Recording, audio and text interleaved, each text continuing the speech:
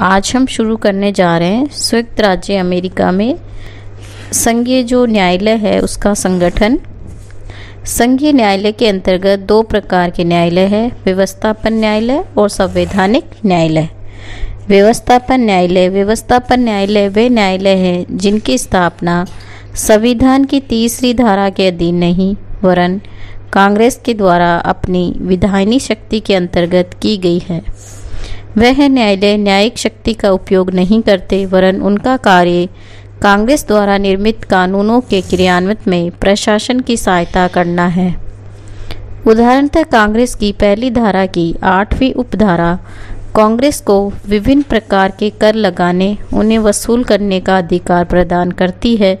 इस संबंध में कांग्रेस द्वारा निर्मित कानून पर जो वाद उत्पन्न हो उसका निर्णय करने के लिए कांग्रेस ने 9 न्यायाधीशों के एक न्यायालय की स्थापना की, जिसे संयुक्त राज्य का तटस्थ न्यायालय कहा जाता है।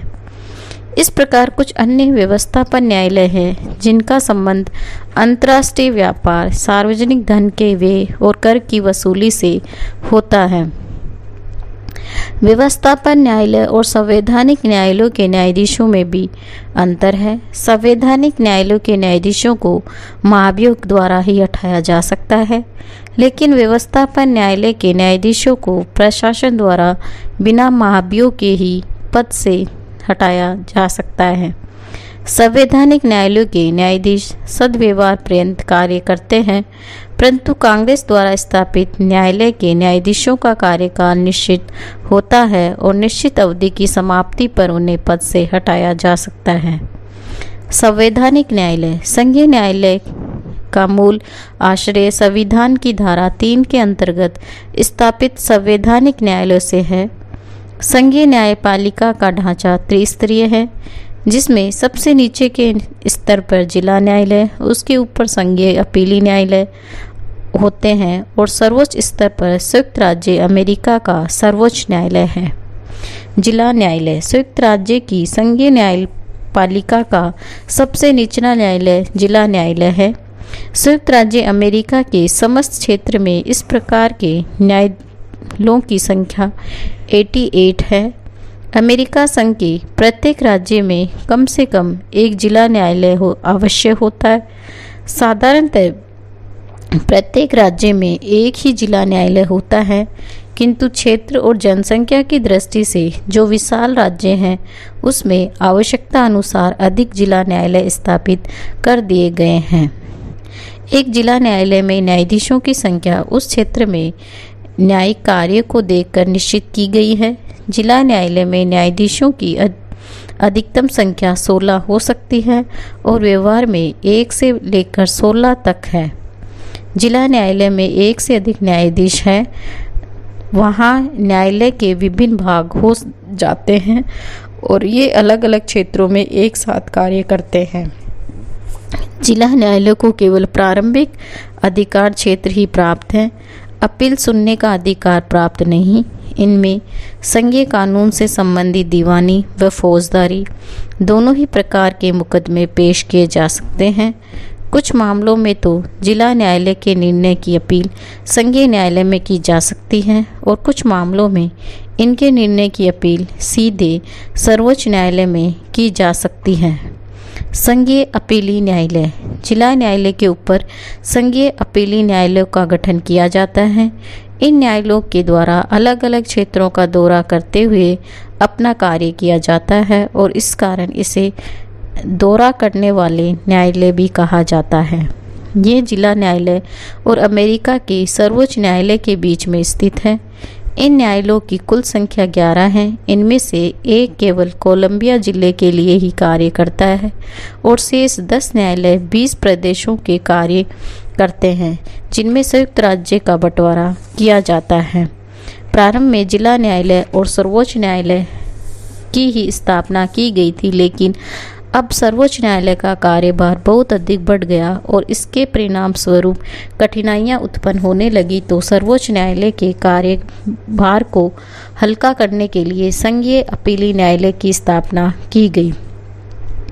संघीय अपीली न्यायालय को प्रारंभिक क्षेत्रीय अधिकार क्षेत्र प्राप्त नहीं है, वरन उन्हें केवल जिला न्यायालय के निर्णय के विरुद्ध अपील सुनने का अधिकार है।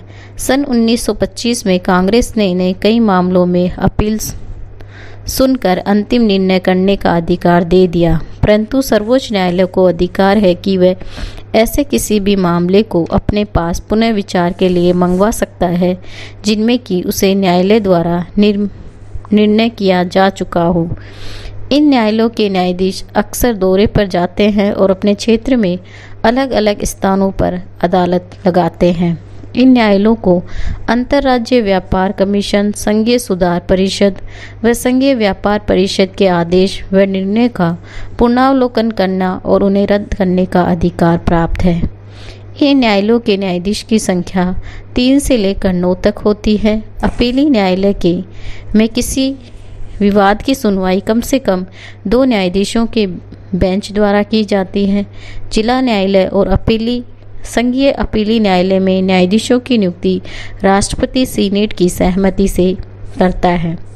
सर्वोच्च न्यायालय संयुक्त राज्य अमेरिका के सर्वोच्च न्यायालय की स्थापना 1789 के न्यायिक अधिनियम के अनुसार हुई। सर्वप्रथम वह न्यूयॉर्क नगर की बाल स्ट्रीट में स्थापित किया गया, बाद में ये फिलाडेल्फिया में चला गया और वर्तमान समय में यह वाशिंगटन में स्थित है। रचना सर्वप्रथम जब सर्वोच्च न्यायालय का गठन हुआ तो इनमें एक मुख्य न्यायाधीश तथा 5 अन्य न्यायाधीश थे।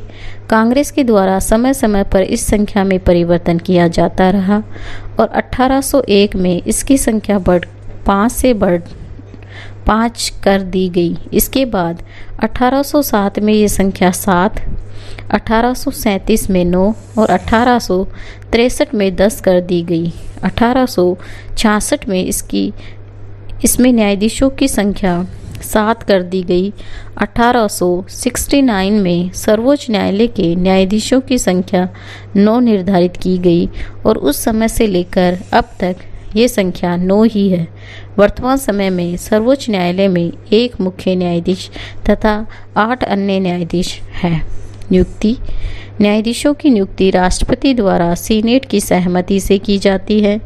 संविधान में सर्वोच्च न्यायालय के न्यायाधीश पद के लिए कोई योग्यता निर्धारित नहीं की गई है, इसलिए राष्ट्रपति किसी भी ऐसे व्यक्ति को इस महान पद पर नियुक्त कर सकता है जिसके नाम पर सीनेट की स्वीकृति प्राप्त हो सके।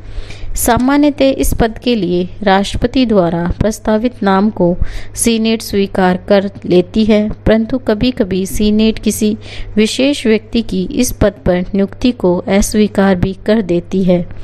उदाहरणतः 9 अप्रैल 1970 को राष्ट्रपति निक्सन ने सर्वोच्च न्यायालय में न्यायाधीश पद के लिए हेलड कासवेल का नाम प्रस्तावित किया था, किंतु सीनेट ने इसे स्वीकृति देने से इनकार कर दिया। वेतन तथा पदावधि सर्वोच्च न्यायालय के न्यायाधीशों का वेतन कांग्रेस द्वारा निर्धारित किया जाता है और न्यायाधीशों की पदावधि में इस वेतन में वृद्धि की जा सकती है, लेकिन कमी नहीं। वर्तमान समय में मुख्य न्यायाधीश को प्रति वर्ष $1,71,500 और अन्य न्यायाधीशों को $1,64,100 वेतन मिलता है। न्यायाधीशों की पदावधि आजीवन है और वे सदाचार पर्यंत अपने पद पर बने रहते हैं। न्यायाधीशों द्वारा इससे पूर्व स्वेच्छा से पद त्याग किया जा सकता है। इस संबंध में यह व्यवस्था की गई है कि यदि किसी व्यक्ति ने 10 वर्ष तक सर्वोच्च न्यायालय की सेवा की है और उसकी आयु 70 वर्ष हो चुकी है, अथवा यदि वह 15 वर्ष तक सर्वोच्च न्यायालय की सेवा कर चुका है अथवा उसकी आयु 65 वर्ष हो चुकी है, तो स्वेच्छा से अवकाश ग्रहण करने के बाद भी उसे आजीवन अपने पद पर पूरा वेतन प्राप्त होता रहेगा। ये स्पष्ट है कि 70 वर्ष की आयु के बाद भी अपने पद से अवकाश ग्रहण करना न्यायाधीशों की इच्छा पर निर्भर करता है। महाभियोग सर्वोच्च न्यायालय में न्यायाधीशों को केवल महाभियोग के आधार पर ही हटाया जा सकता है। महाभियोग का प्रस्ताव प्रतिनिधि सभा में प्रस्तावित किया जाता है और प्रतिनिधि सभा द्वारा 2/3 बहुमत से प्रस्तावित पारित कर दिए जाने पर सीनेट द्वारा उसकी जांच की जाती है। यदि सीनेट भी अपने 2/3 बहुमत से प्रस्ताव की पुष्टि कर दे तो महाभियोग का प्रस्ताव पारित समझा जाता है और संबंधित न्यायाधीश को पद त्याग करना होता है। अब तक के संवैधानिक इतिहास में संघीय न्यायालय के 9 न्यायाधीशों के विरुद्ध महाभियोग का प्रस्ताव रखा गया और इनमें से केवल 4 के विरुद्ध ये प्रस्ताव पारित हो सका। सर्वोच्च न्यायालय के तो केवल एक न्यायाधीश सैमुएल चेंज के विरुद्ध ये प्रस्ताव लाया गया, लेकिन इसके विरुद्ध भी प्रस्ताव पारित नहीं हो सका। इस प्रकार फर्ग्यूसन और मैकहेनरी के शब्दों में ये कहा जा सकता है कि महाभियोग की प्रक्रिया अपवाद स्वरूप ही है। सर्वोच्च न्यायालय की कार्यविधि। सर्वोच्च न्यायालय का अधिवेशन प्रतिवर्ष अक्टूबर के प्रथम सोमवार को प्रारंभ होता है और प्राय अगले वर्ष के जून माह के पहले सप्ताह तक चलता रहता है। विशेष आवश्यकता पड़ने पर मुख्य न्यायाधीश सर्वोच्च न्यायालय का विशेष अधिवेशन भी बुला सकते हैं। मुख्य न्यायाधीश सर्वोच्च न्यायालय का कार्यकारिणी अधिकारी है। यह अधिवेशन की अध्यक्षता करता है और निर्णय की घोषणा करता है, लेकिन उसे अन्य न्यायाधीशों की अपेक्षा अधिक अधिकार प्राप्त नहीं है। अभियोगों की सुनवाई मंगलवार, बुधवार, गुरुवार तथा शुक्रवार को होती है।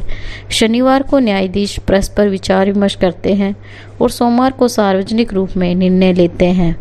महाभियोग की सुनवाई तथा निर्णय के लिए 6 न्यायाधीशों की गणपूर्ति रखी गई है।